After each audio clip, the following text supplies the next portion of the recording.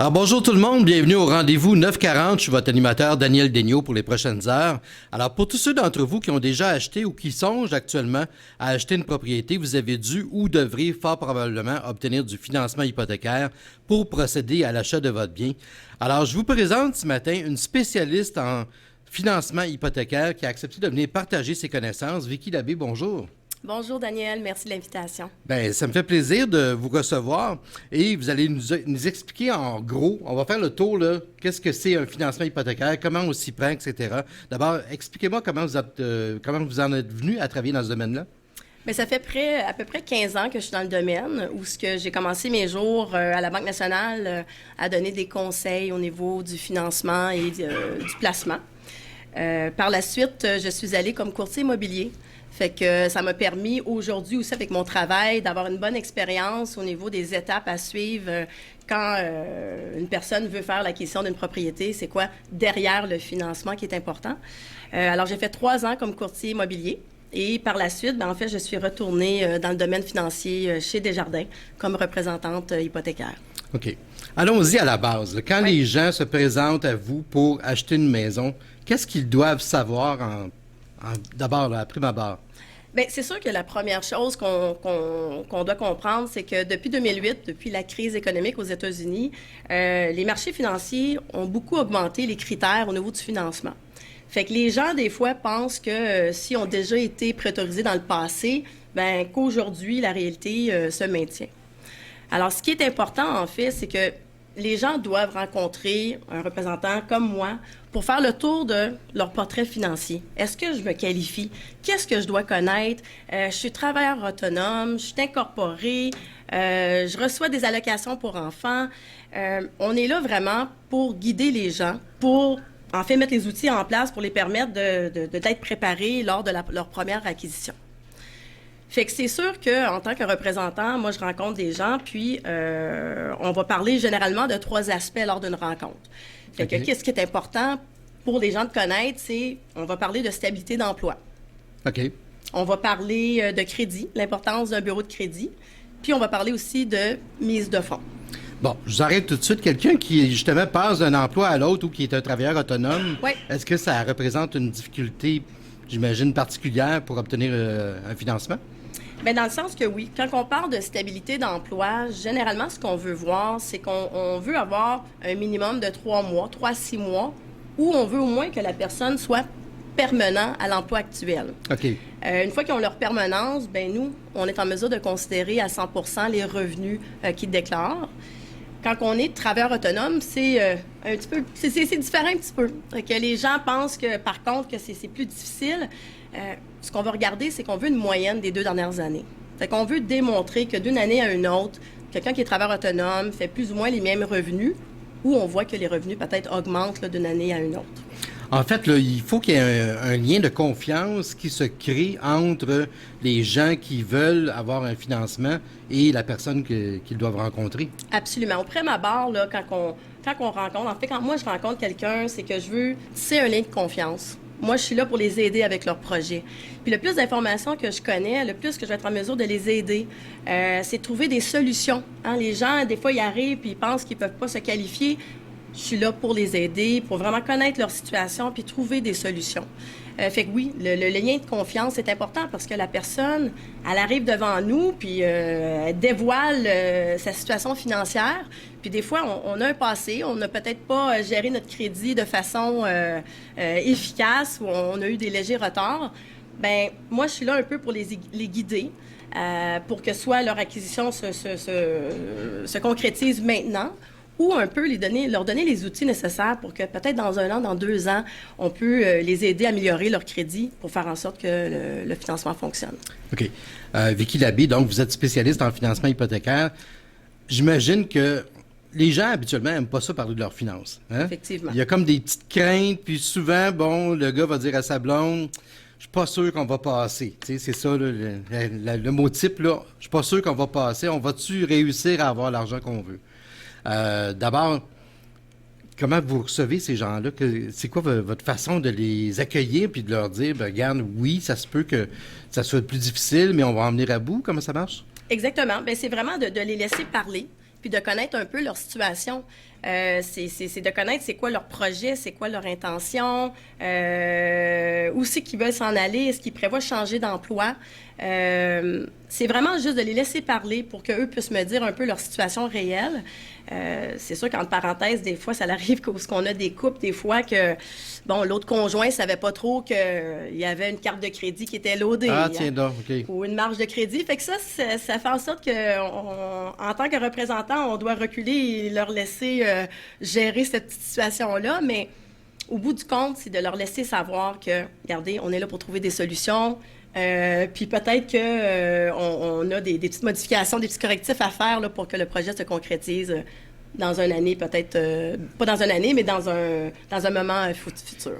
Est-ce que vous en avez eu des situations, justement, où, devant vous, mettons, la femme a dit à son chum « Oups, chérie, tu m'avais pas dit ça? » Absolument. Honnêtement, ça l'arrive plus souvent qu'on pense parce que, tu sais, dans un couple, je pense que de parler d'argent, de finances, on n'aime pas ça. Ouais. Et là, quand on veut faire l'acquisition d'une propriété, bien, on doit un peu se déshabiller, si on veut. Là, on doit parler de nos finances. Puis effectivement, c'est là, des fois, que les gens apprennent qu'ils ont peut-être certains crédits que l'autre ne savait pas qu'il y avait. Okay. Fait qu'une fois qu'ils sont devant vous, là, que les gens se présentent pour avoir du financement hypothécaire, qu'est-ce qui est important de savoir? Bien, on revient toujours à la base. Qu'est-ce qui est important? C'est vraiment la stabilité d'emploi. Fait qu'on va parler vraiment des 3 options. Fait que moi, quand je rencontre quelqu'un, on va dire, OK, présentement, est-ce qu'on a un emploi stable? Est-ce qu'on est permanent? Si oui, déjà là, c'est un très bon départ. OK. Et si on est travailleur autonome, bien là, on va demander, est-ce que ça fait au moins 2 ans qu'on est dans le même domaine? Ou si on a changé de domaine, bien là, il y a d'autres informations qu'on doit avoir pour démontrer qu'on a suffisamment des revenus qui vont se maintenir dans le futur. Fait qu'une fois qu'on a fait le tour par rapport à la stabilité d'emploi, bien, c'est sûr que la prochaine question, c'est on va parler de crédit. Fait que c'est bien beau d'avoir un emploi où on a des revenus extraordinaires, mais si on n'a pas bien géré notre crédit, bien, ça pourrait faire en sorte que notre financement ne se concrétise pas aussi rapidement qu'on aurait voulu. OK. Fait que côté crédit, bien, souvent, les gens, quand on n'est pas dans le domaine, c'est quoi le crédit? Qu'est-ce qui est important pour moi de connaître ou de m'aider à améliorer mon crédit?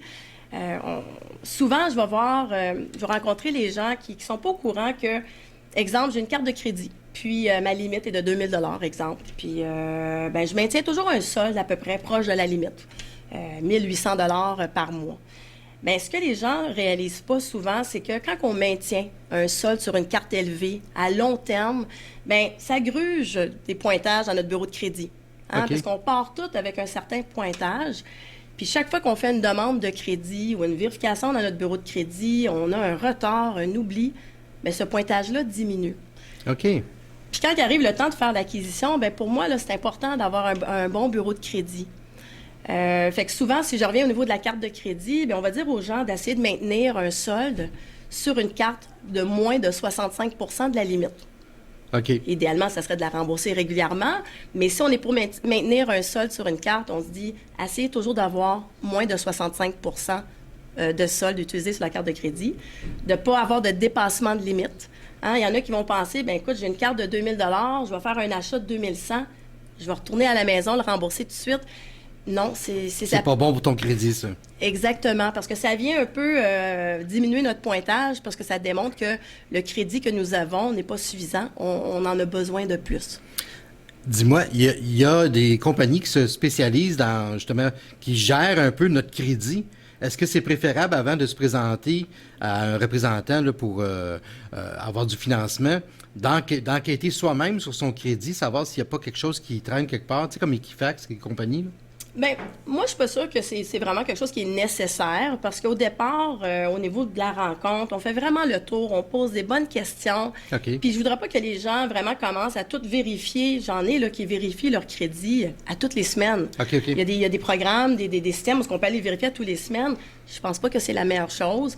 Je pense que c'est de partir au départ avec quelqu'un qui est là pour les aider à regarder leur crédit avec eux. Fait que moi, quand je rencontre mes membres et que j'ai fait le tour de leur dossier et qu'on veut une préautorisation officielle, on va y revenir tantôt, bien, je vérifie le crédit avec eux, puis je leur montre qu'est-ce qui apparaît dans leur bureau de crédit? OK. Est-ce qu'ils sont en train de faire quelque chose qu'eux, ils ne savaient pas que ça allait nuire dans leur bureau de crédit? Mais moi, je leur donne les outils pour dire, regarde, là, je vois que vous faites telle chose. Peut-être dans le futur, si vous feriez des choses différentes de cette façon-là, bien, ça va venir améliorer votre crédit, qui fera en sorte que soit leur projet pourrait se concrétiser dans un futur rapproché. Donc, c'est un peu comme l'alimentation, finalement. Une alimentation saine, ben, dans le fond, si tu as une situation financière saine, que tu entretiens bien, puis que tu ne fais pas d'excès, je pense que c'est plus facile à ce moment-là de pouvoir demander du financement. Absolument. Le crédit, comme j'ai mentionné, on est arrivé à le deuxième point, mais c'est ça, le crédit, c'est vraiment super important. Les gens, des fois, réalisent pas à quel point que c'est important, même par principe. Je vous donne un autre exemple. J'ai quelqu'un qui vient dans mon bureau puis qui me dit, par principe, il n'avait pas payé une compagnie de cellulaire. OK. Par principe, il devait peut-être 5 $. Hein. Mais par principe, ce qui arrive, c'est que le bureau de crédit devient affecté. On a des recouvrements dans notre bureau de crédit. On a une dette qui est due. C'est des tâches là, qui sont sur ton dossier de crédit. Absolument. Puis les gens se disent, bien, c'était juste 5 $, mais que ça soit 5 $ ou 10 000 $, ça a affecté notre crédit. Fait que c'est des choses qui sont super importantes. Surtout si on prévoit vouloir acheter une propriété dans un futur rapproché. Je vais dire aux gens, avant les 6 mois ou l'année avant, là, si jamais on a eu des retards dans notre bureau de crédit, bien, c'est important aujourd'hui de se dire, OK, je garde mon solde moins de 65 %. Je ne dépasse pas la limite de ma carte de crédit. Si on est toujours topé, mais peut-être augmenter la limite à ce moment-là. Puis pas avoir d'oubli. Fait que si mon paiement il est dû le 1er, je ne le paye pas le 5 et le 6, on essaie de le payer avant. OK. Donc, à la base, là, bon, les gens doivent avoir pas d'alimentation, mais je veux dire, une situation financière quand même relativement stable. L'autre question, j'imagine que des gens qui achètent parfois une première maison se demandent toujours, on a-tu les moyens? Exact. Hein, c'est ça. C'est-tu trop élevé? On a l'œil sur une maison depuis 2 ans, enfin elle est à vendre. C'est celle-là qu'on veut. On a eu coup de cœur quand on l'a visité. Puis, on se demande si vraiment c'est-tu trop pour moi, là, tu sais? Exactement. Puis ça, c'est vraiment la base dans les premières rencontres, avant même de rencontrer un courtier immobilier qui va aller faire plein de visites pour cette personne-là. C'est qu'effectivement, on veut savoir, bien, cette maison-là qu'on a vue, par rapport à notre situation financière, par rapport à nos engagements mensuels, est-ce qu'on peut y arriver? Est-ce que c'est possible? Fait qu'effectivement, moi, j'y rencontre. Puis souvent, j'aime ça, utiliser un exemple d'une propriété qu'ils ont peut-être vu là, sur les sites centristes, les sites immobilières, pour vraiment guider la rencontre en fonction de quelque chose qu'ils ont déjà vu. De cette façon-là, je peux concrètement leur montrer, par rapport aux rentrées d'argent qu'ils m'ont dit qu'il y avait, les engagements par mois, est-ce que financièrement, mensuellement, les paiements les convient? Parce que il y a l'aspect où ce que les gens vont se dire, bien, regarde, la personne, là, se finance pour un achat de 400 000. Mais chaque personne a une réalité très, très différente. On a des activités, on a une famille, on veut peut-être pas juste vivre pour notre propriété. Oui, c'est ça. Fait que souvent, c'est important de leur montrer que oui, ils se qualifient, mais de leur montrer aussi les paiements mensuels. Combien ça va me coûter avoir cette propriété-là? Puis est-ce que dans notre rythme de vie, les loisirs qu'on a, est-ce qu'on peut arriver puis continuer à manger 3 fois par jour? Oui. C'est quand même un aspect qui est important. Fait que oui, lors de la rencontre, on s'assoit, on regarde des exemples, puis souvent les gens pensent que c'est pas accessible, mais ça l'est. C'est vraiment juste de mettre les outils en place pour leur permettre, que ce soit aujourd'hui, demain ou dans une année, de devenir propriétaire. Pourquoi pas? Est-ce que le contraire arrive, des gens qui se disent, ah, regarde, on va être serré, là, mais c'est vraiment celle-là qu'on veut, puis c'est pas grave, on va couper ailleurs pour y arriver? Oui, c'est sûr, absolument. C'est sûr que les critères de financement vont varier. Fait que tantôt, on va parler par rapport à la mise de fonds, qui est un des troisièmes aspects que je parle avec mes gens lors d'une rencontre. Stabilité d'emploi, crédit, mise de fonds. Ouais. Fait que les gens souvent vont se dire, bien, je veux acheter, mais combien ça va me prendre comme mise de fonds? Puis est-ce que la mise de fonds peut provenir de différentes sources? Fait que oui, les gens souvent, quand on les qualifie, on peut les qualifier là, sans rentrer dans le côté trop technique, mais généralement, au maximum, on permet d'utiliser 44 % de nos revenus pour tout ce qui est les dépenses que nous avons. Ça veut dire la maison, la voiture, toutes les dépenses qu'on a mensuelles, on a 44 % de notre revenu qu'on peut utiliser au maximum. OK. Mais zone de confort, là, ce qu'on va dire en réalité, c'est qu'on devrait être en bas de 35 %. OK. Donc, si tu es autour de 50 là... On oublie ça. Oui, hein, c'est pas... Surtout si on a moins de 20 % de mise de fonds et qu'on doit faire affaire avec un assureur, qu'on va parler tantôt, la SCHL et Genworth. On oublie ça pour le moment ou, encore là, je suis toujours en mode solution, on dit soit qu'on paie en totalité certaines cartes, ou certaines dettes que nous avons pour faire en sorte que leur projet peut se concrétiser. OK. Si on parle de mise de fonds, justement, c'est l'autre question. J'imagine que je pense souvent aux jeunes couples, tu sais, qui arrivent, qui en sont une première maison, mais c'est bon aussi pour les gens qui ont l'habitude, qui en ont acheté plusieurs, puis qui se disent, bon, OK, combien faudrait-je mettre celle-là pour pouvoir, là, combien faudrait-je mettre comme mise de fonds pour pouvoir respirer un peu, là? Exact. C'est sûr que la mise de fonds va varier en fonction du type de propriété que la personne va trouver et qui est à la recherche, en fait. Ouais. Alors, si la personne veut acheter une maison unifamiliale, un condo ou un duplex, ils peuvent acheter avec un minimum de 5 % de mise de fonds. Alors, OK. non, exactement. Alors, 5 % mais quand même, aujourd'hui, 5 % avec la valeur des propriétés, c'est quand même une bonne somme d'argent aussi. Mais non seulement on doit avoir la mise de fonds, on doit aussi avoir un montant qu'on appelle les frais de démarrage. Fait qu'une fois que je veux acheter cette propriété-là, j'ai mis mon 5 % de mise de fonds, bien, il faut que je prévoie payer ma taxe de bienvenue. Oui, Hein? déjà ça. On souhaite la bienvenue d'aplomb, hein, habituellement, dans certaines villes. Exactement. On doit passer chez le notaire, on veut faire inspecter cette propriété-là. Il y a des dépenses autres que la mise de fonds qu'on doit prévoir. Puis en général, moi, je vais dire à mes membres d'avoir 1,5 % du prix d'achat de côté, juste pour prévoir payer certains frais de démarrage qu'on a besoin d'avoir avant même de rentrer la clé dans la porte. Est-ce que les gens sont conscients de tous ces frais qui doivent encourir? Parce que j'imagine qu'à un moment donné, tu calcules ci, tu calcules ça, plus ta mise de fonds, tu dis, oups, là, je pense qu'on va reculer ou on va y penser comme il faut. Exactement.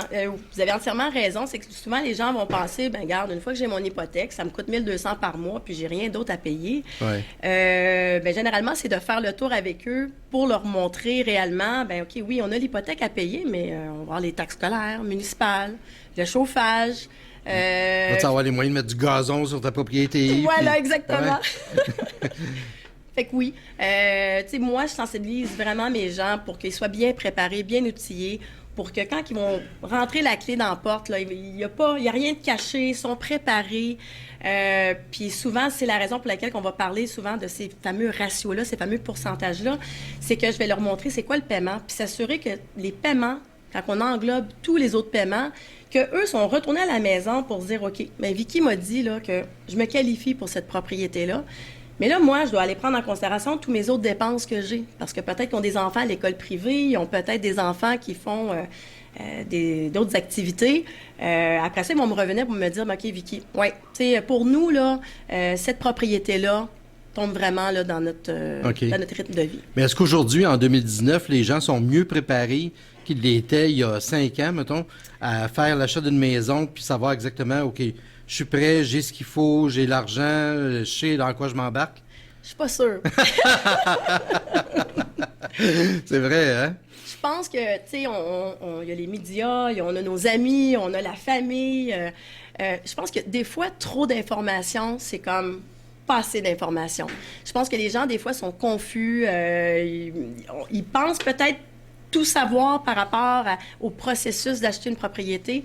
Mais en réalité, des fois, quand on les rencontre puis on fait le tour, ils me disent, OK, mais en fin de compte, Vicky, je pensais connaître tous les aspects, mais en réalité, j'ai bien fait de faire appel à tes services. Ça, on parlait tantôt de financement, puis tout ça, puis que les gens doivent être transparents finalement avec vous et avec les personnes qui rencontrent pour avoir du financement, parce que si effectivement tu dis pas que tu as un emprunt personnel à un de tes chums à qui tu donnes tant d'argent qui apparaît pas nulle part parce que c'est pas une carte de crédit ou quoi, ben tu vas être coincé avec ça éventuellement, parce que si tu achètes ta maison puis t'es vraiment comme serré avec les montants que tu dois débourser, plus tous les imprévus, Oui. ben si tu as caché un montant quelconque que tu dois, ça risque de te revoler d'en face, là. Absolument. Puis je pense que ça revient un peu à l'importance d'une préautorisation officielle.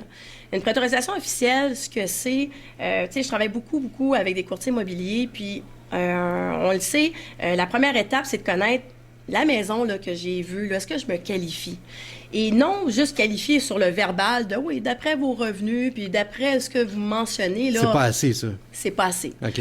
Parce que ce qu'on réalise, c'est qu'une fois qu'on sort le bureau de crédit, ben des fois, on a des petites surprises. On a des petits paiements d'auto qu'on a peut-être oubliés ou un retard sur certains comptes qu'on pensait affectait pas notre crédit.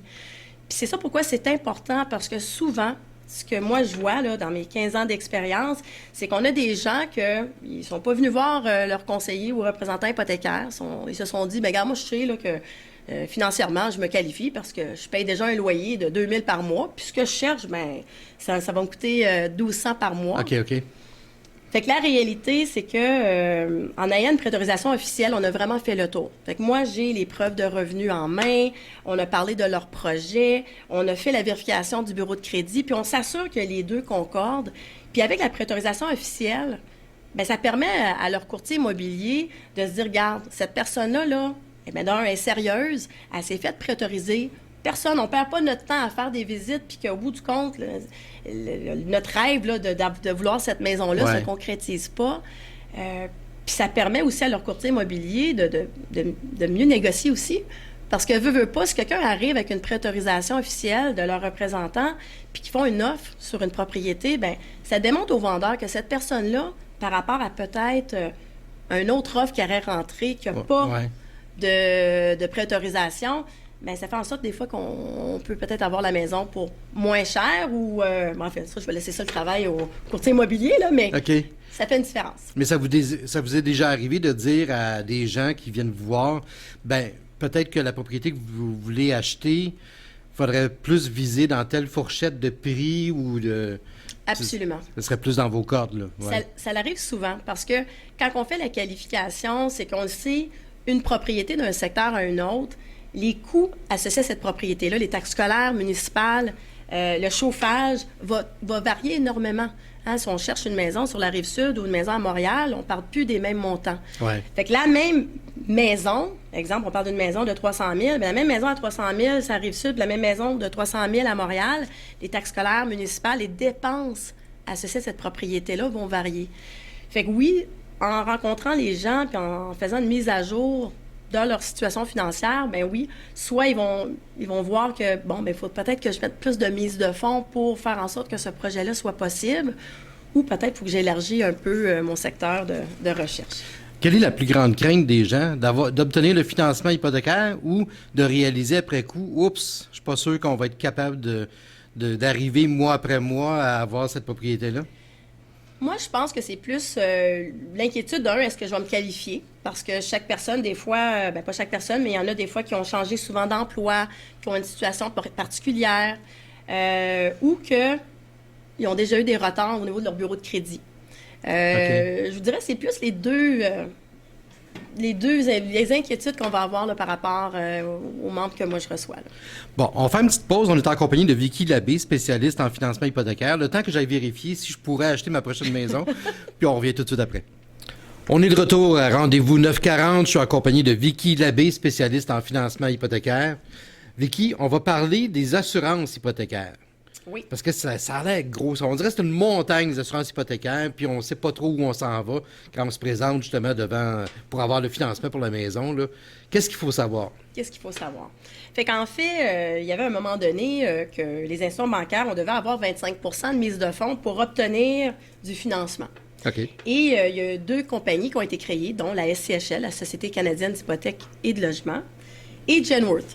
Puis ces 2 compagnies-là, ce qu'ils font, c'est qu'ils permettent à des gens de pouvoir acquérir une propriété avec un minimum de 5 de mise de fonds. OK. Encore selon le type de propriété qu'ils vont trouver, là, de 1 à 2 portes, on peut acheter avec 5 de mise de fonds. Je t'arrête tout de suite. 5 est-ce que c'est gros? Est-ce que tu te dis, oh, je m'attendais à ce que ça soit 10 phew, c'est juste 5 mais 5 c'est quand même pas mal aussi? Bien, c'est sûr que ça dépend de la propriété qu'ils vont trouver. Fait que si on trouve une propriété à 100 000, bon, je sais pas trop où là, qu'on pourrait trouver ce genre de propriété-là, un cabanon, ou en fait une propriété dans les 400 000, bien, 5 de 400 000, c'est quand même des sous. Ouais. Fait que souvent, les gens sont pas conscients que je veux acheter une propriété, bien, combien que je vais avoir comme mise de fonds? Fait que Une mise de fonds, en fait, 5 c'est vraiment 1 à 2 logements, propriétaires occupants, ou si on veut acheter un triplex, un quatreplex, ça veut dire qu'on a des locataires, hein, on veut acheter un immeuble qui a 3 adresses ou un immeuble qui a 4 adresses. Fait qu'on appelle ça un triplex, un quatreplex. On peut acheter avec 10 de mise de fonds. OK. Puis, ces assureurs-là, ce que ça fait, c'est que ça fait en sorte qu'on peut obtenir du financement par rapport aux institutions bancaires sans avoir à mettre 20 de mise de fonds. OK, OK. Ce que les gens, par contre, des fois, ce que je réalise de plus en plus, c'est que les gens réalisent pas que, oui, on a une prime. Hein? La SCHL, comment ça fonctionne, en fait? C'est que j'ai mis 5 de mise de fonds. Puis, pour me permettre d'acheter la propriété sans avoir le 20 de mise de fonds, il y a une prime d'assurance qui vient se rajouter sur l'hypothèque. La prime est en fonction du pourcentage de financement que je demande à la banque, à la caisse. Alors, je donne un exemple. Fait que vous achetez une propriété de 200 000, on met 5 de mise de fonds. La prime de l'assureur est de 4 Fait que ça veut dire que vous venez me voir, Vicky, j'ai besoin de 95 de financement parce que j'ai mis 5 de mise de fonds, qui est mon équité. OK. Il va y avoir une prime qui va venir se rajouter sur l'hypothèque de 4 OK, donc un montant pas inattendu, mais tu t'attends pas à avoir ça en plus. Exactement. Il y en a qui ne savent pas qu'il y a un coût associé à ça. Fait que cette prime-là, elle se rajoute sur l'hypothèque, mais est étalée sur 25 ans. OK. Parce qu'une hypothèque a une vie généralement 25 ans. Mais non seulement, faut aussi être conscient, quand on parlait tantôt des frais de démarrage, tu sais, je parlais du fameux 1,5 que les gens devaient avoir en plus de la mise de fonds, c'est que l'assureur, une fois qu'il a rajouté cette prime-là sur le prêt hypothécaire, bien, on a une taxe provinciale qu'on doit payer, puis qui c'est 9 S'il y en a d'autres surprises comme ça. Mais, tu sais, c'est ça pourquoi que c'est important, quand on parle, on est au début là, de vouloir acheter une propriété, c'est de connaître les vraies choses, c'est quoi les dépenses que je vais avoir. Ouais. Parce que cette taxe-là de 9 tout dépendant encore là du montant du financement qu'on demande, mais, tu sais, ça peut varier là, de 5 à 1 500 $ additionnels qu'on n'a peut-être pas prévus. OK. Et ce montant-là, on ne peut pas le rajouter sur l'hypothèque. On doit la payer la journée qu'on part chez le notaire. Il faut que le montant soit dans le compte de banque. OK, tu peux pas dire, j'achète un triplex, ça va se payer tout seul, je vais avoir des loyers qui vont rentrer, puis je vais pouvoir rembourser ça. Non, il faut que tu payes ça là. Exactement. Puis c'est drôle, Daniel, parce que dans sur ce sujet-là, en fait, quand on revient à la mise de fonds, c'est que souvent, les gens vont venir me voir et vont me dire, bien, Vicky, le 5 en ce moment, je ne l'ai pas tout de suite. Mais j'attends un retour d'impôt. Hein, on est dans les impôts, là. Ouais. J'attends un retour d'impôt, fait que je prévois avoir 2-3 000 $, puis ben, ça va servir comme ma mise de fonds. Mais ce que les gens doivent réaliser, c'est que s'ils font une offre d'achat sur une propriété, on a un délai. Fait qu'on a un certain nombre de jours où ce que moi je dois fournir aux courtiers immobiliers, aux vendeurs de la propriété, que madame, monsieur sont acceptés pour l'achat de cette maison-là. OK. Puis nous, quand on monte le dossier, fait que on revient un peu, là, je recule un petit peu, j'ai peut-être devancé un peu, là, mais on a rencontré notre représentant, on sait exactement dans quelle direction qu'on s'enligne, quel genre de propriété qu'on veut. On fait une offre d'achat sur la propriété. Vicky m'a dit c'est quoi la mise de fonds, c'est quoi tous les frais que je dois avoir. Quand ils reviennent me voir, bien là, c'est ça. On monte le dossier. Puis là, je pense que là, j'ai perdu ce que je m'en allais avec ça, Daniel. C'est pas grave. La mise de fonds, non, mais la mise de fonds, c'est qu'on a un certain nombre de jours pour fournir l'acceptation. Ça veut dire que moi, là, quand je monte le dossier, j'ai besoin de tous les documents là. OK. Ça veut dire, il faut que j'aie les preuves de revenus, hein, qui démontrent combien que monsieur, madame, ils font annuellement. La mise de fonds, est-ce qu'on l'a quelque part? Est-ce que la mise de fonds vient seulement des gens qui veulent acheter ou il y a un parent ou un père, une mère qui va contribuer ou j'attends un héritage? Ça, j'imagine que vous l'avez entendu souvent. Absolument. Fait que c'est sûr que la mise de fonds peut provenir de différentes sources. Mais il faut qu'elle soit là. Il faut qu'elle soit là. Tu sais, j'ai déjà eu là quelqu'un qui m'a dit, ben écoute, j'ai la mise de fonds de 20 000 $, ben c'est chez nous sous mon matelas. Ben c'est que nous, en tant qu'institution bancaire, cet argent-là, je peux pas la considérer. Fait que ça aussi, c'est important que les gens soient au courant que la mise de fonds, on va demander un historique des derniers 90 jours. Ça veut dire que si l'argent est dans un compte de banque, ben moi, c'est sûr qu'on va demander un état de compte à jour en date d'aujourd'hui qui dit, bien, regarde, monsieur, madame a X montant dans le compte, et un état de compte de là 3 mois qui démontre que c'est une accumulation d'argent. OK. Que l'argent n'est pas apparu du jour au lendemain dans le compte bancaire. Non, c'est ça. Tu sais, puis ça peut arriver que quelqu'un a vendu une voiture, qu'il y a eu un héritage, puis que ça vient d'être déposé dans le compte. Tu sais, on a le bon sens là, de tout ça. Là. Tant sur tant qu'on a une confirmation de la provenance de cette somme-là, on peut la considérer, il n'y a pas de problème. Mais on ne peut pas considérer, vu qu'on a un délai de, mettons, 7 à 14 jours, tout dépendant, pour démontrer notre acceptation dans le dossier, on ne pourrait pas dire, mais cet argent-là, Vicky, je ne l'ai pas tout de suite, mais je vais l'avoir dans 3-4 mois. Oui, c'est ça ne marche pas. Dans ce temps-là, on va regarder les sources, soit un don, comme tu as mentionné, là. Il y en a qui ont des membres de la famille qui ont des sous qui peuvent... Moi, ça m'est arrivé. Je voyais que j'arrivais pas. Je demandais à mon père de m'aider puis de me donner X montant pour que je puisse faire l'achat de la maison. Vous êtes chanceux. Parce que c'est pas la réalité. Non, c'est souvent, ça. de ce qu'on va voir, c'est que les gens... tu sais, 5 % aujourd'hui, les gens, on vit beaucoup sur le crédit. Hein? À cette heure, on paye par des cartes de crédit ici et là. On n'a pas toujours l'automatisme où on n'a peut-être pas eu l'éducation aussi de mettre un montant de côté à tous les mois pour se dire, bien écoute, peut-être dans 3, 4 ans, 5 ans, 10 ans, j'ai accumulé une bonne mise de fonds pour pouvoir faire l'acquisition d'une propriété. OK. Donc, une fois que vous avez tous les éléments en main, là, on est à la recherche de... En fait, il y a différentes hypothèques, là. Oui. OK. Fait que c'est sûr que ça, c'est des choses que dans la première rencontre, j'aborde pas parce qu'il y a beaucoup, beaucoup d'informations. Oui, à un moment donné, tu peux t'y perdre, là. Oui, absolument. Surtout quand on n'est pas dans le domaine. En fait, tu vois, c'est ça l'utilité de faire une émission comme celle-là, d'expliquer l'ABC vraiment aux gens pour qu'ils sachent exactement où ils s'en vont à partir du moment où ils se disent, tiens, on achète une maison, puis après ça, c'est quoi toutes les étapes entre le moment où on a la clé de la maison, tout est réglé, puis on rentre dedans. Exact. Fait qu'une fois qu'on a eu notre acceptation bancaire, ça veut dire que là, on a fourni là, tout ce qui est preuve de revenus, la mise de fonds, le bureau de crédit, tout est nickel. On se dit, waouh, c'est fait, je vais être propriétaire de cette propriété-là. Bien là, on va parler de produits. Fait que là, on a passé l'aspect de se qualifier. Là, on va rentrer un petit peu plus dans le détail de différents produits. OK. Parce qu'il n'y a pas un produit qui est pareil pour... Tu sais, chaque personne est différente. Il y en a qui sont prêts à prendre un petit peu plus de risques. Et il y en a d'autres qui se disent, mais moi, là, c'est important de connaître c'est quoi mon paiement hypothécaire pendant les 5 prochaines années. Oui. Tu sais, surtout qu'on est dans une tendance où ce que les taux hypothécaires, on nous dit, sont pour monter, là, sont sur une hausse pour les prochaines années. Oui. Bien, pour certaines personnes qui sont peut-être déjà au maximum... D'avoir une augmentation de paiement, d'avoir en fait une augmentation de taux d'intérêt. C'est la catastrophe. Là. C'est la catastrophe. Ouais. Puis la réalité, c'est que des fois, un 10 50 de différence là, peut changer énormément la donne pour certaines personnes. Mm-hmm. Fait que de là vient l'importance de parler de produits, puis de voir avec les gens qu'est-ce qui est important pour eux.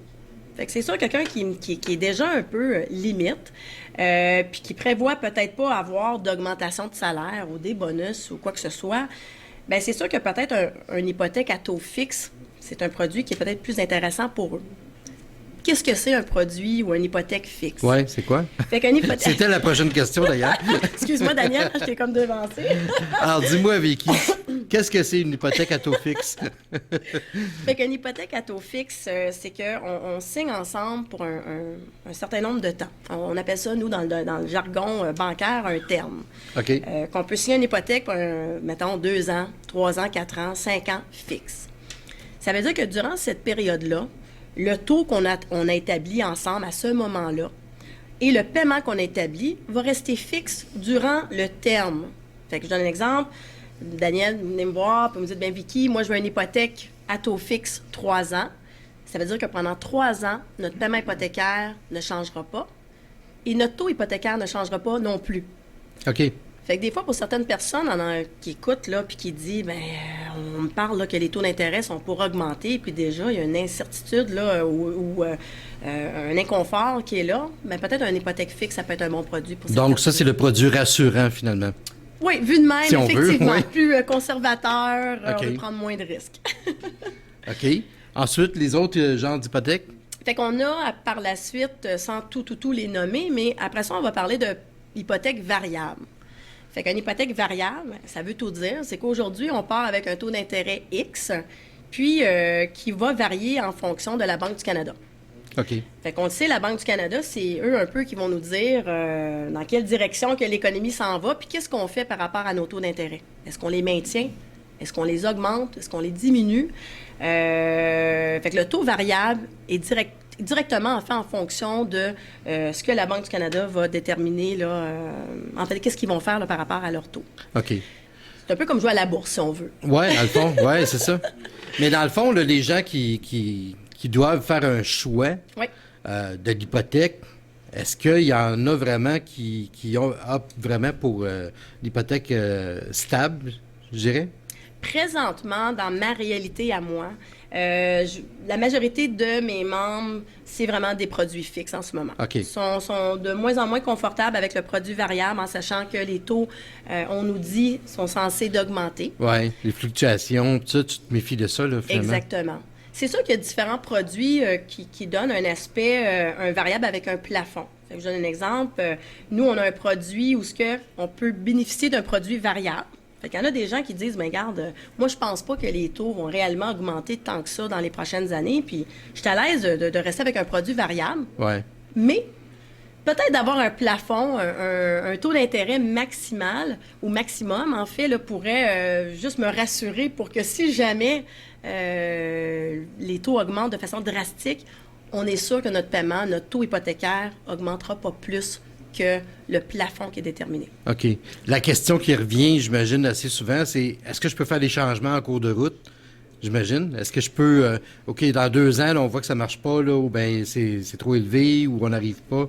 Bien, ce qui est intéressant avec le produit variable, fait que déjà là, si on est à l'aise avec le fait que les taux peuvent augmenter, les produits variables, chez nous, nous permettent de fixer pour le terme qui reste.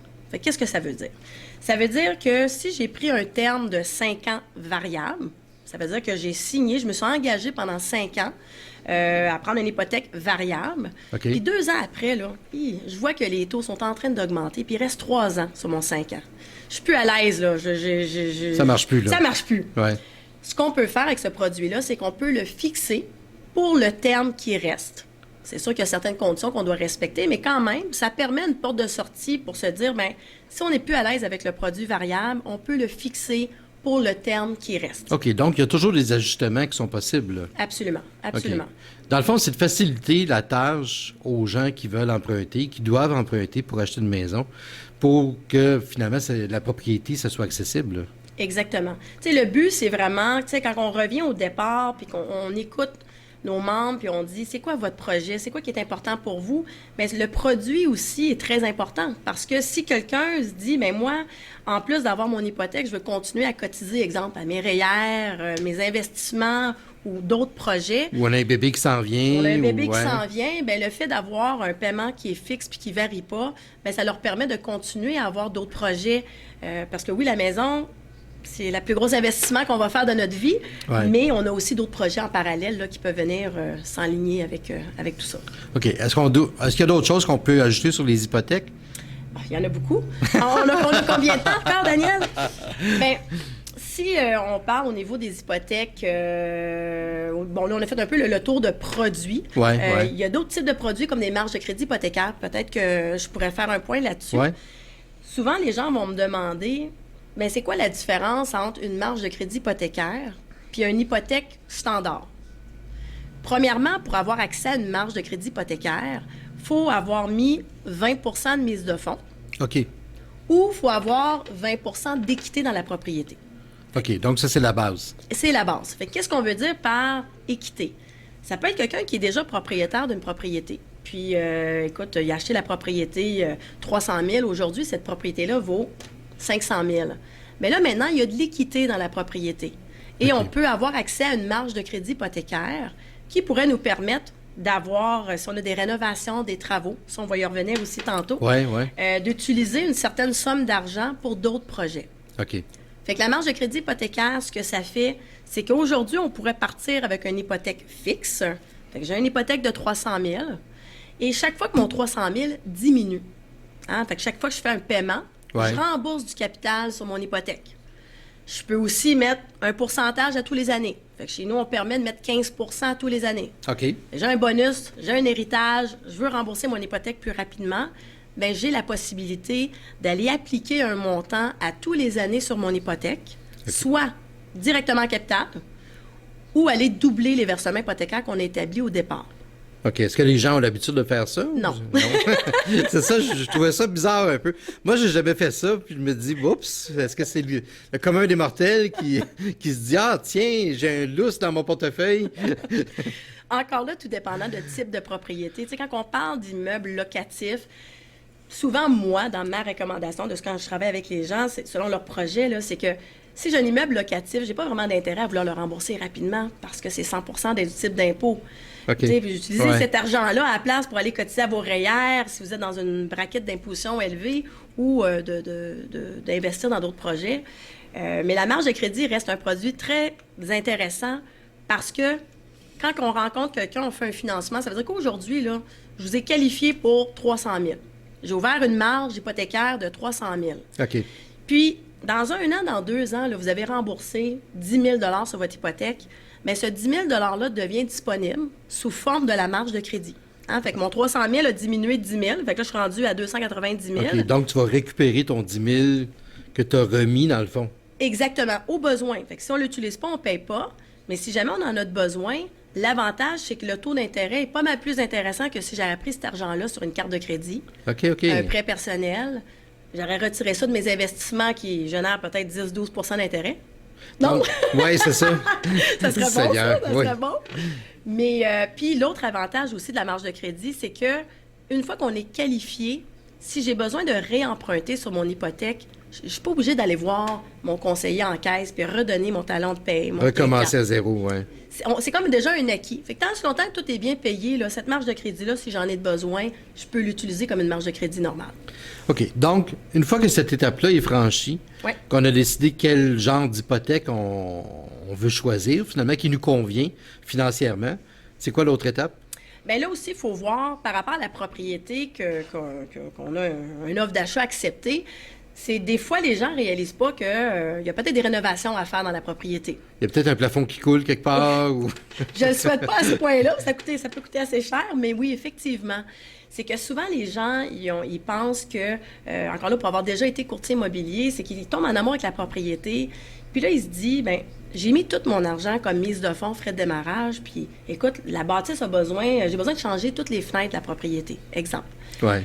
Puis qui se disent, bien, j'ai pas la somme nécessaire pour faire ça maintenant parce que j'ai pris tout mon épargne comme mise de fonds. Mais l'avantage qu'on a chez nous, c'est que les gens peuvent faire un achat avec rénovation. OK, achat avec rénovation. Est-ce qu'il y a un programme qui existe de, je sais pas, auto-reconstruction ou autoconstruction? Ben oui, ben nous, on l'appelle vraiment quand quelqu'un est soit déjà propriétaire d'un terrain ou qui veut faire l'acquisition d'un terrain puis qui veut bâtir, on va appeler ça un peu l'autoconstruction. OK. Puis l'autoconstruction, ça peut être soit clé en main. J'ai engagé un entrepreneur qui va tout faire, puis à la fin, ben je paye, je lui donne le montant. Ou on a des gens qui vont, à fur et à mesure qu'ils avancent avec leurs travaux, ben on va faire ce qu'on appelle un déboursé progressif. OK. Qu'est-ce que ça veut dire?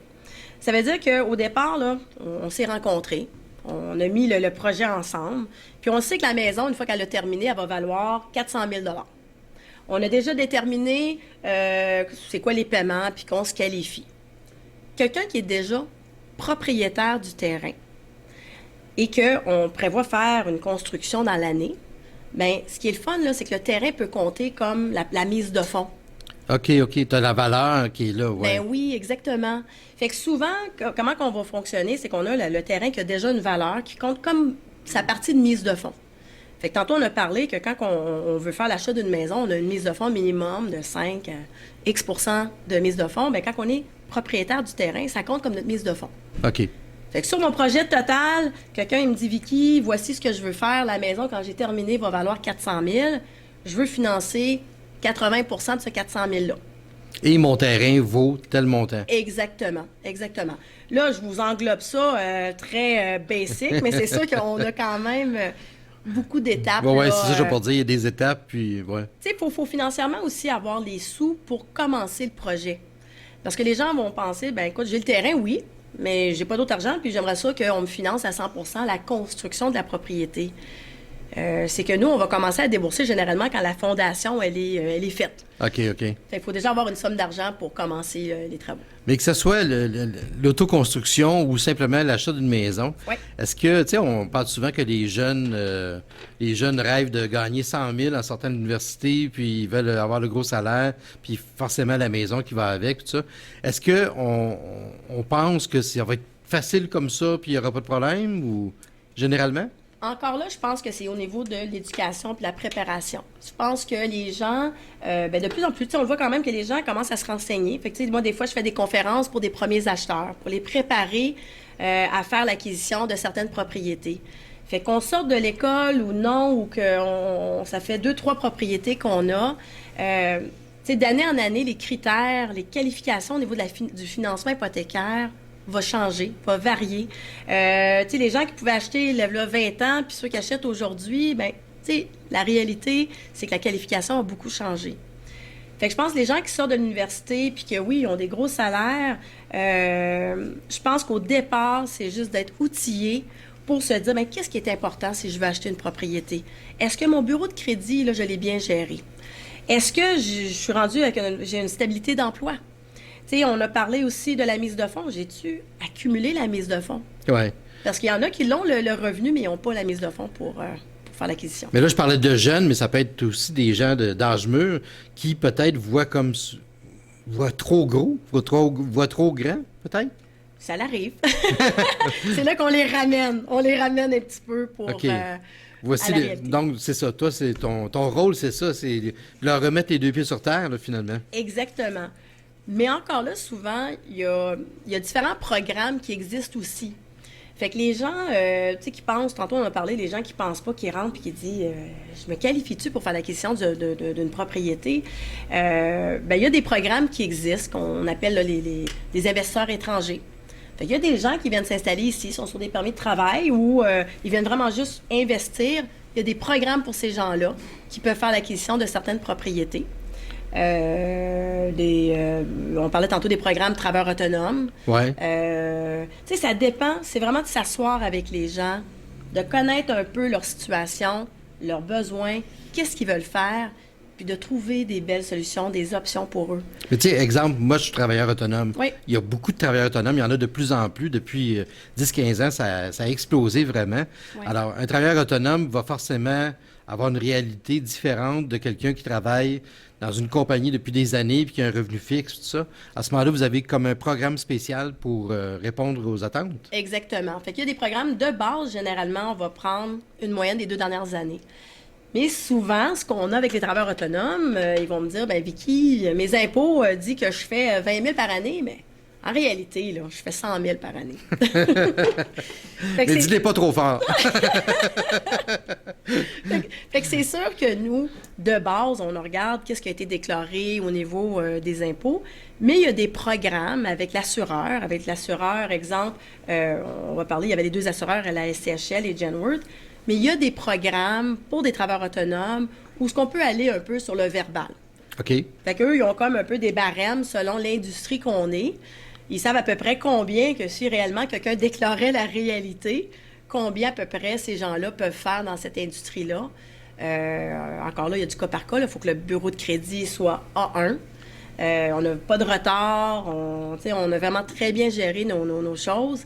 Il y a une mise de fonds qui est un petit peu plus élevée qu'on doit avoir, 10 % pour avoir accès à ce genre de programme. Mais le but, c'est que moi, j'essaie jamais d'arriver avec un refus ou un non. C'est trouver des solutions des solutions qui fonctionnent, puis qui fait du bon sens pour la personne qui veut faire l'achat d'une propriété. Ouais. Parce qu'il n'y a rien de plate que d'aller vers notre membre puis de dire, malheureusement, là, la belle maison que vous avez vue, ça ne fonctionne pas pour X raisons. On essaie toujours de trouver des solutions, un co-emprunteur, clairer certaines dettes. Parce que comme on a mentionné au départ, une préautorisation, c'est la première étape. Ouais. Mais une préautorisation, c'est bon pour 6 mois. Puis souvent, les gens, ils vont penser qu'une fois que j'ai une préautorisation, demain, je peux aller m'acheter une voiture à 1500 $ par mois, parce que Vicky a dit déjà, là, je suis préautorisée. Oui, c'est correct, il n'y a pas de problème, c'est ça. Exactement. Puis ça aussi, c'est quelque chose qui est important que les gens qui nous écoutent aujourd'hui, là, qui ont eu une préautorisation, qu'ils soient conscients que cette préautorisation-là, on dit oui, c'est bon 6 mois, mais il ne faut pas que votre situation financière change durant cette période-là. Puis il ne faut pas, parce que sinon, il faut revoir le dossier. Fait une fois que je l'ai, la préautorisation, là, ben, allez pas acheter ou une location d'auto, là, ça pourrait vraiment changer. Oui, mais tu sais, souvent, ce qu'on se dit, puis en fait, je suis un bon exemple pour ça. Quand j'ai acheté une maison, à un moment donné, je me suis dit, oh, regarde, je l'achète, là, puis c'est pas grave, si j'arrive pas, je vais la vendre, ça va venir là, tu sais. Non? C'est drôle parce que souvent, les gens vont nous dire ça. Surtout quand on parle de produits connexes reliés aux hypothèques, on va parler d'assurance prêt. Bien, souvent, les gens vont dire, écoute, moi, là, l'assurance vie à validité, j'en ai pas de besoin parce que si quelque chose m'arrive, ben ma famille, ils vont vendre la maison. Ben oui, puis je suis en pleine forme, regarde. Mais la réalité, tu sais, on se dit, on a travaillé tellement fort pour faire l'acquisition d'une propriété. C'est pas pour demain la vendre à un petit prix. Hein? Parce que le marché immobilier, pour vendre une propriété, ça se vend pas du jour au lendemain. Ça prend pas un ou 2 jours pour vendre une propriété. Non, c'est ça. Ça peut prendre du temps. Puis, tu sais, on veut quand même récupérer la somme d'argent au minimum de ce qu'on a mis dans cette propriété-là. OK. Fait que, effectivement, il faut bien aligner nos choses pour s'assurer qu'on n'a pas à la vendre rapidement. Vicky, on va faire une petite pause. On va revenir sur les pièges à éviter, les assurances aussi, parce que tu entends parler d'assurance. Bon, OK, dans quoi je m'embarque? Combien ça va coûter de plus ou quoi? Puis, bien évidemment, tu as d'autres aspects importants à traiter là, quand on parle de rencontres pour acheter une maison, finalement. Alors, on s'arrête 2 secondes. On revient avec Vicky Labbé pour parler de financement hypothécaire. On est de retour à Rendez-vous 940, Daniel Daigneault avec vous, en compagnie de Vicky Labbé, spécialiste en financement hypothécaire. Alors, Vicky, on a parlé d'une foule de choses, puis là, j'aimerais qu'on revienne sur les revenus qui sont considérés pour la qualification, finalement, parce que c'est la base, hein, la qualification. C'est là que ça se passe. Exactement. Fait que les gens, des fois, ils sont peut-être pas trop au courant de qu'est-ce que l'institution bancaire va considérer comme revenu au niveau de la qualification. Fait que oui, on a l'aspect un salarié, hein, tes cartes talons de paye, mais on a les gens aussi qui reçoivent des pensions alimentaires. Fait que quelqu'un qui a vécu une séparation, puis qu'ils ont un document notarié qui dit, ben garde, Vicky, moi je reçois à tous les mois X montant. Ben si on a un document notarié qui confirme que cette personne-là réellement reçoit un montant par mois, on peut considérer cette somme-là aussi dans la qualification. OK. Tant ce longtemps que c'est pas quelque chose qui est reçu de façon temporaire. Là, on veut quelque chose quand même à long terme. Et les allocations familiales pour enfants. Fait que ça arrive souvent, puis de plus en plus souvent, là, je vous dirais, là, je vais faire du financement pour des gens qui ont des emplois très raisonnables, mais qui ont peut-être 3, 4, 5 enfants et qui reçoivent des allocations familiales quand même assez importantes là, par rapport à leurs enfants. Mais les gens ne le réalisent pas, mais chez nous, là, on considère les allocations familiales à 100 % tant si longtemps que les enfants ont moins de 15 ans. OK, donc tu peux ajouter ça à ton revenu en disant, OK, on va se qualifier non seulement avec mon salaire, mais en plus avec le montant des allocations. Absolument. Puis dans certains cas, là, c'est des gens qui n'auraient jamais pensé pouvoir acheter avec juste leur salaire. Mais quand on vient rajouter les allocations familiales pour enfants, là, ils sont comme tellement heureux qu'ils peuvent sortir de leur appartement 4,5 là, puis avoir une maison pour leur famille. Si on va à l'inverse, là, des gens qui vous disent, mettons, je paye une pension alimentaire, par exemple, pour ma fille, mais regarde, dans 2 mois, elle va avoir 18 ans, ça va s'arrêter là. C'est pas tout à fait la réalité, hein? Exactement. Fait que c'est sûr que ça, c'est du cas par cas. Mais il y en a que, effectivement, il faut qu'ils vérifient pour s'assurer que cette pension alimentaire-là, soit va cesser, fait qu'on m'amène une confirmation qu'on n'aura pas à le payer. Parce que des fois, de plus en plus, on voit que les pensions alimentaires sont enlevées sur les talons de paye. Hein? Des fois, les gens me le disent pas. Ils disent, Vicky, j'en parlerai pas que j'ai une pension alimentaire à payer. Mais ils me donnent le talon de paye, puis ben on voit pension alimentaire sur le talon de paye. Encore là, tu sais, le but, là, c'est de s'assurer que quand on va trouver notre maison, on a tombé en amour avec, mais on veut pas un refus. On veut pas que j'arrive puis que je dis, garde, la pension alimentaire, là, que tu avais oublié de me dire, ben... Oui, c'est ça, c'est la transparence, hein, mais on n'aime pas ça, tu sais, on n'aime pas ça. Des fois, tu même pas ça parler de ça avec ta femme, de parler de tes finances. Fait que là, tu te dis, on va aller s'asseoir devant une inconnue qui est gentille, qui est cute, qui est sympathique, puis qui a l'air vraiment avenante, puis qui veut nous aider. Mais est-ce qu'on va s'ouvrir, là, on va mettre sur la table là, toutes nos dettes, puis notre argent, puis comment ça se passe dans la vraie vie, puis tous les dessous de nos revenus, puis dettes. C'est pas évident, là. Non, c'est pas évident, mais je pense que c'est comme dans chaque domaine, on a des gens qui sont passionnés puis qui aiment beaucoup ce qu'ils font. Puis pour moi, c'est important que quelqu'un qui accepte de venir s'asseoir devant moi, ben va se sentir à l'aise de s'ouvrir à moi parce que je suis là vraiment pour les aider, pour leur démontrer qu'est-ce qui est possible, leur faire sentir que je suis là pour travailler pour eux puis qu'il n'y a pas de surprise. Je pense que la réalité d'aujourd'hui, c'est ça, là. C'est vraiment d'avoir l'heure juste, puis de se dire, bien, regarde, cette personne-là, elle travaille pour moi, elle va m'aider à trouver des solutions, que ce soit maintenant ou, comme on a mentionné, dans 1 an ou dans 2 ans. Ouais. C'est juste d'être préparé pour que quand le temps arrive, bien, on vit pas juste pour le paiement hypothécaire, mais on a prévu le coût, puis on est capable là, de combler les autres besoins qu'on se On n'est pas pris à la gorge. Ben, exactement. On veut pas qu'on me rappelle là, 2 ans après pour Non, me c'est dire... ça. Vicky, il faut que je réemprunte sur mon financement hypothécaire. Bon, on en parlait au début de l'émission. C'est sûr que la première chose, tu te demandes, est-ce que ça va marcher? T'sais? Est-ce que ça va passer? Est-ce que la banque va vouloir nous passer l'argent? Puis est-ce qu'on se qualifie finalement? J'imagine en 15 ans, vous en avez vu des gens qui malheureusement ne se sont pas qualifiés, mais c'est pas, c'est bien de valeur, salut, bye bye, puis on ne s'en reparle plus. Là. Exact. Vous êtes là pour les aider finalement. Absolument. Fait qu'encore là, qu'est-ce qui fait la différence entre une personne comme moi, exemple, qui prend ça à cœur, puis j'essaie vraiment de trouver des solutions pour mes membres, ben c'est ça, c'est de leur dire peut-être, ben regarde, aujourd'hui, avec les faits, avec les documents, les informations qu'on a, ben on n'est pas en mesure de finaliser la transaction de cette façon-là, mais on essaie toujours, ou j'essaie toujours d'aborder d'autres options. Fait que de se dire, mais des fois, les gens pensent pas que, j'aurais pu demander à ma mère, mon père, ma frère, sœur de signer avec moi sur mon prêt hypothécaire. OK. Puis la journée que moi, ma stabilité ou que j'ai plus de revenus, ben il y a une façon d'aller libérer l'autre personne qui a accepté d'embarquer sur le prêt avec nous pour faire l'achat. On va voir ça des fois avec les parents pour leurs enfants. Ils vont dire, ben écoute, mon fils, il veut faire l'achat d'une maison. Je l'ai dit. Je veux l'aider, puis on qualifie tout le monde à ce moment-là, puis on fait l'acquisition, on fait la transaction. Mais dans 2 ans, dans 3 ans, peut-être le fils, il est rendu avec un emploi, il a plus de revenus. Sa situation financière, elle est mieux. Fait qu'on peut aller libérer, on peut enlever le parent sur le prêt hypothécaire. Fait qu'on qualifie le fils seul. OK.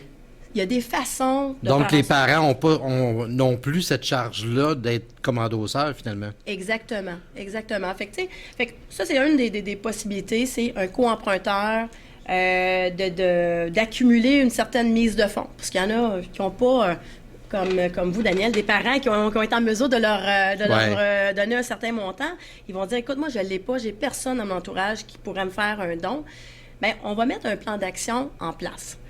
Souvent, ce que j'aime bien faire avec les gens qui prévoient vouloir acheter une propriété, puis ils n'ont jamais été propriétaires, fait qu'eux, ils ne savent pas c'est quoi les coûts que je vais avoir par mois. Ouais, c'est ça. Bien, il arrive avec un exemple d'une propriété. Puis il dit, Vicky, moi, là, cette propriété-là, j'aimerais ça l'acheter dans 1 an. OK, parfait. Fait qu'on fait notre financement, on regarde combien ça va me coûter le financement hypothécaire par mois pour cette maison-là, avec les taxes scolaires, municipales, le chauffage. Puis là, je leur demande, votre loyer est de combien en ce moment? Fait que là, ils vont me dire, bien, Vicky, je paye, je sais pas, là, 700 $ de loyer. OK. Puis, on a décelé ensemble que la maison qu'ils veulent va leur coûter, je sais pas, 2000 $ par mois. Bien, moi, je leur dis déjà, essayez de rentrer dans un rythme déjà, de faire des paiements de 2000 Comme par si mois. vous aviez déjà un loyer à payer de 2000. Exactement, parce que l'avantage que ça fait, c'est que ça lui permet d'accumuler une mise de fonds à Ouais. tous les mois. Parce que là, il prend son 700, fait que du 2000, il enlève son 700 qui est son loyer. Mais la différence, bien, il le met de côté. Fait que comme ça, il va s'habituer de faire des paiements de 2000 $ par mois. Fait qu'il va réellement voir, est-ce que ça tombe dans mon rythme de vie? Parce que Oui, mais c'est ça, dans la vraie vie, là. Est-ce qu'au bout de 3 mois, les gens vous rappellent pour vous dire, écoute, le passer de 700 à 2000, là, oublie ça, je suis pas capable, ça n'a pas d'allure. Ben, effectivement, j'ai peut-être exagéré au niveau des montants. Mettons, là. Comme Mais- plus que le double. Mais c'est drôle parce que les gens pensent que oui, je vais être capable. Puis surtout quand c'est pas un projet qui va se concrétiser là, dans le mois qui suit, puis c'est un projet à long terme, bien, non seulement ça les aide à accumuler une mise de fonds, ça les habitue déjà à faire les paiements. Puis la journée qu'ils vont trouver la maison de leur rêve, ils vont dire, aïe aïe, tu sais, j'étais déjà habituée de payer ce montant-là, j'ai accumulé une mise de fonds. On dirait que c'est plus smooth. La transition d'aller entre 700 de loyer par mois à 2000, ben, quand on est déjà habitué... Ça fait mieux. Un petit peu. Est-ce qu'il y a des gens qui, au fil des ans là, que vous avez rencontrés, qui, à un moment donné, ont comme réalisé que leur projet était comme trop ambitieux, puis vous ont dit, regarde, on a comme changé notre plan, on se rend compte qu'on n'arrivera pas, que notre maison, ben on pourra pas mettre du gazon puis faire paver l'asphalte avant 3 ans, puis on veut pas avoir là des pauvres sur la rue, tu sais, non, mais c'est la réalité, là, c'est vraiment ça. Parce que s'il y en a qui se disent, ben regarde, faut qu'on se reparle parce que au lieu d'acheter une maison à 325 000, ben on viserait plus à 250, mettons, tu sais.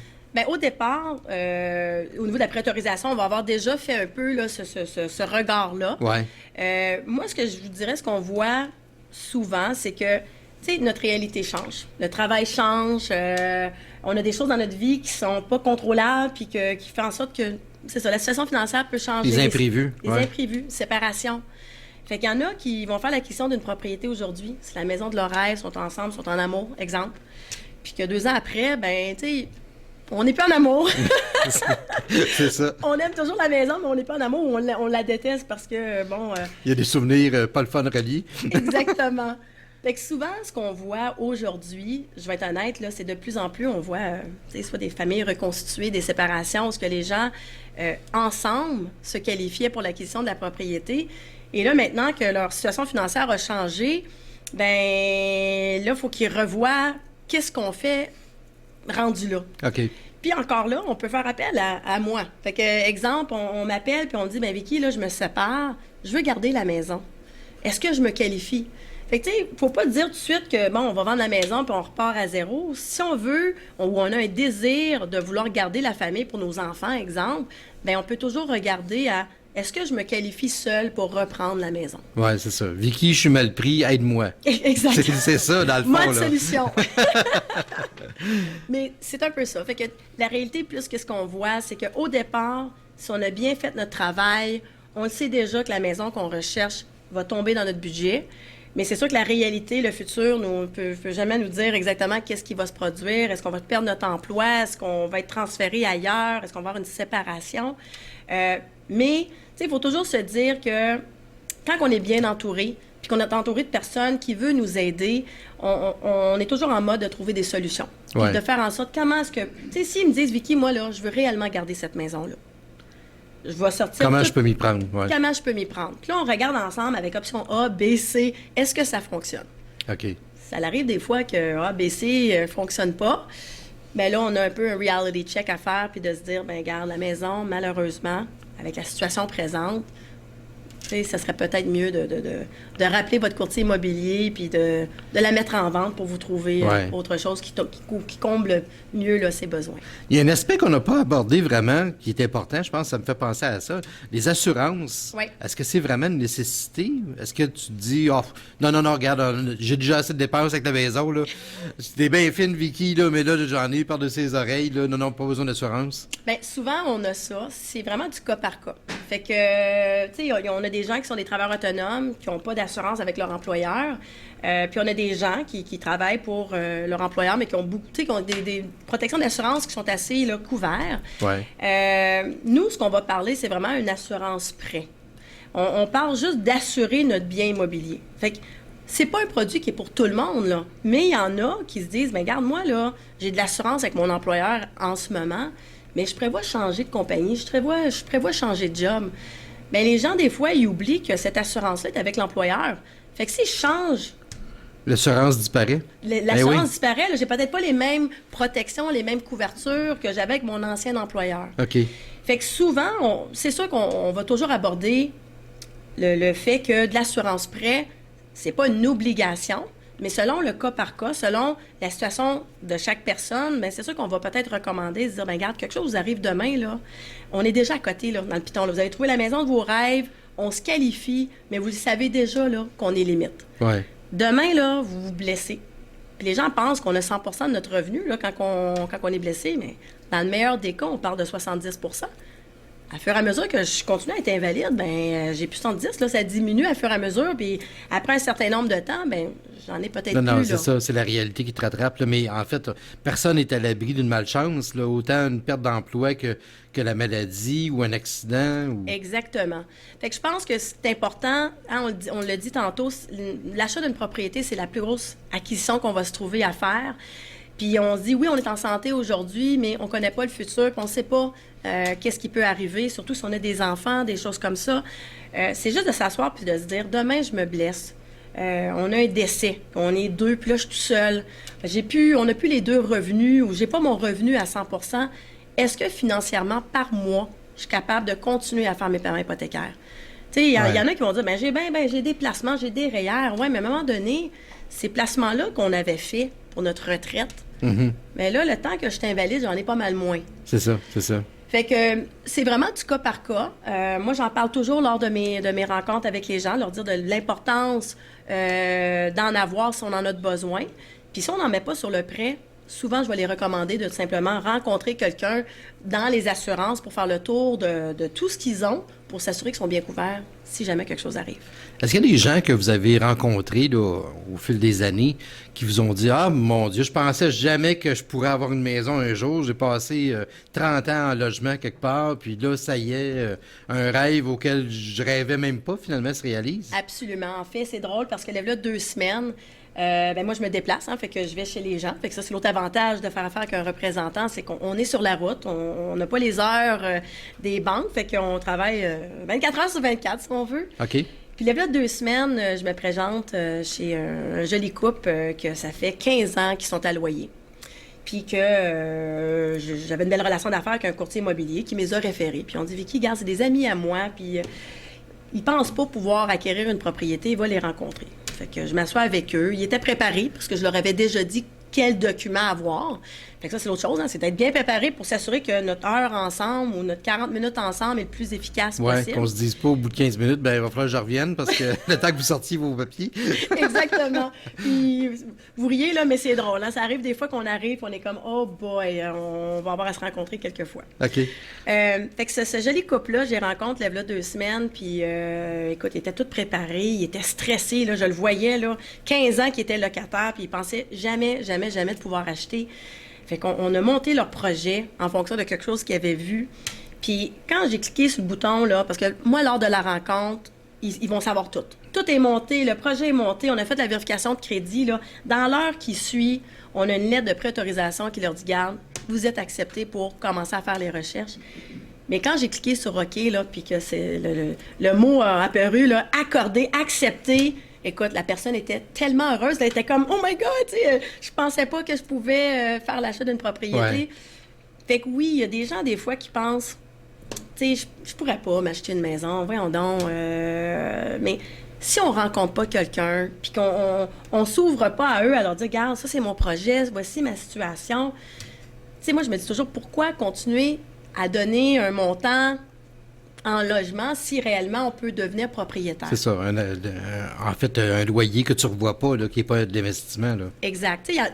Chacun a sa réalité. Hein. Il y en a qui aiment ça être locataire, puis ça fait leur affaire, puis c'est parfait.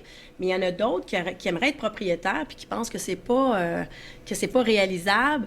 Bien, ces gens-là, là, c'est vraiment le fun là, de les aider à obtenir leur rêve là, de devenir propriétaire. Fait que oui, ça arrive des fois là, que les gens sont très, très, très surpris. Ou par exemple, une mère monoparentale qui veut avoir accès à une propriété, qui se dit, moi, j'ai toujours rêvé d'avoir une maison, mais là, bon, j'étais avec mon conjoint, je suis toute seule avec ma petite ou mes petites. Oui.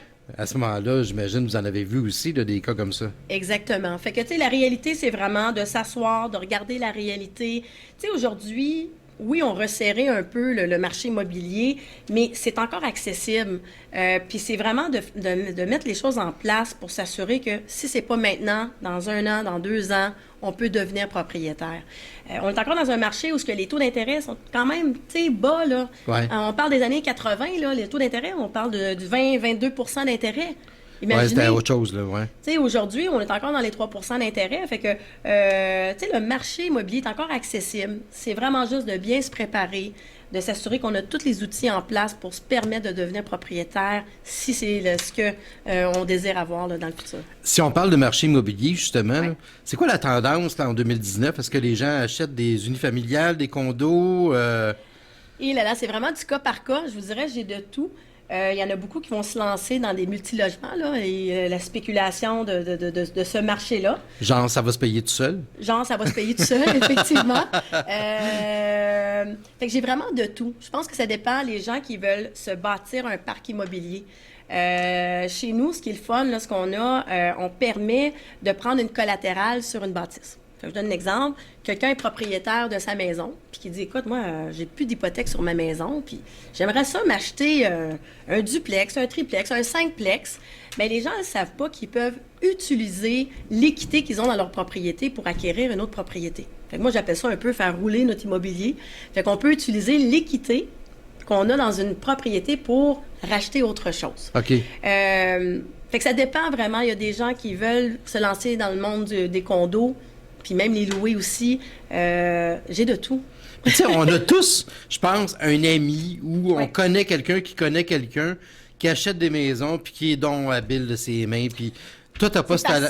Non, c'est ça. Toi, t'as pas ce talent-là. Là. Tu essaies de planter un clou puis c'est sûr que tu vas te péter le doigt, tu sais. Mais il y a toujours quelqu'un qu'on connaît, donc, quelque part, qui achète des maisons comme ça, qui retape des maisons. Il y a des émissions comme ça aussi, d'ailleurs, tu sais. Pas des corps ma vie, mais des maisons qui se font rénover. Exact. J'imagine, vous en avez des clients comme ça qui se disent, tiens, nous autres, cette maison-là, là, elle tombe en ruine, mais on la démolit pas, on va la retaper, puis ça coûtera ce que ça coûtera, puis après ça, on va la revendre avec un profit assez considérable. Oui. Bien, souvent, là, on dit en anglais un peu, là, the grass is always greener on the other side. Ouais. Fait que, tu sais, des fois, on entend parler dans notre entourage que, bon, un tel a acheté une maison, puis, ouais, non, il n'y a pas de job, comment il a fait? Ou, j'exagère, là, mais des fois, les gens vont arriver dans mon bureau et vont dire ils pensaient pouvoir s'acheter une maison de 400 000, puis en réalité, ben, je lui dis on se qualifie que pour 300 000. OK. Fait que là, il va me dire ben oui, mais mon ami, là, qui n'a pas la même job que moi, il a moins de revenus que moi, comment il a fait, lui, pour Comment ça acheter? se fait que lui, ça a marché, c'est ça? Exactement. Puis ça revient encore à la case de départ qui dit des fois, les gens, on va pas tout dire les vraies choses.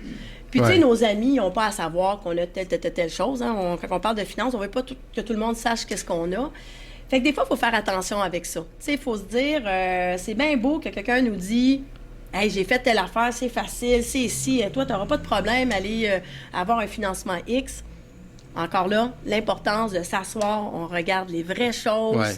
Puis, on se base vraiment à la réalité de chaque personne. Mais c'est sûr qu'au niveau des coûts, si tu es habile de tes mains puis tu es capable de faire des travaux majeurs chez vous qui te coûteraient 10-15 000 $ de plus, ben tu viens de te sauver là, des dépenses assez considérables. Là. Absolument, absolument. Je pense que la main-d'œuvre, ça coûte quand même un bon petit montant, là. Vicky, on fait une petite pause. Je suis curieux d'en savoir plus à ton sujet. En fait, l'aspect humain de ton travail, puis aussi savoir combien de dizaines de maisons tu as achetées au cours de ta carrière. Alors, on s'arrête un petit instant à l'émission Rendez-vous 940. On vous revient tout de suite après la pause. Vous êtes de retour à Rendez-vous 940, Daniel Daigneault avec vous en compagnie de Vicky Labbé, spécialiste en financement hypothécaire. Vicky, on a parlé beaucoup des défis, des enjeux liés au domaine hypothécaire, à l'achat d'une maison, d'une propriété. Là, je suis curieux d'en savoir un peu plus sur votre parcours. Comment vous en êtes venu à vous intéresser à ce domaine-là? Bien, j'ai commencé dans une autre institution bancaire il y a quelques années. J'ai eu une introduction pendant que je faisais mon bac. Là, j'ai travaillé dans le domaine financier au niveau du financement, du crédit. Puis j'avais un entourage qui était des gens qui étaient courtiers immobiliers. Puis écoute, ils me disaient, Vicky, tu serais bonne là-dedans, là. Il me semble que tu aimes les décorations maison, les propriétés. Bon, ils englobaient tout ça, ils mettaient ça beau. Puis je suis partie comme courtier immobilier pendant quelques années. Puis après ça, ben en fait, je suis revenue. J'ai eu une opportunité chez Desjardins. Fait que je suis venue chez Desjardins. Puis maintenant, je suis représentante hypothécaire. Puis ce que j'aime vraiment de mon travail, c'est que, tu sais, on aide les gens à acquérir leurs rêves, là, tu sais, le plus gros investissement de leur vie. Ouais. Puis pour avoir été aussi courtier immobilier, puis que je voyais que les gens, ils n'étaient pas éduqués par rapport au processus. OK, là, j'ai trouvé la maison, là, mais je savais pas, moi, que je devais... il y avait des étapes à suivre avant de devenir propriétaire. Fait que, tu sais, je suis vraiment passionnée dans ce que je fais. Je voulais vraiment retourner dans l'industrie de financement, en fait. Vous êtes une espèce de fille qui fait en sorte que les rêves se concrétisent. On peut dire ça comme ça. Là, Fille Vicky. Mais, tu sais, je suis vraiment passionnée, puis je pense que on a toute une réalité, on a tout un passé, on a tout... tu sais, si je peux aider quelqu'un, les guider, je pense que pour moi, personnellement aussi, ça vient me chercher.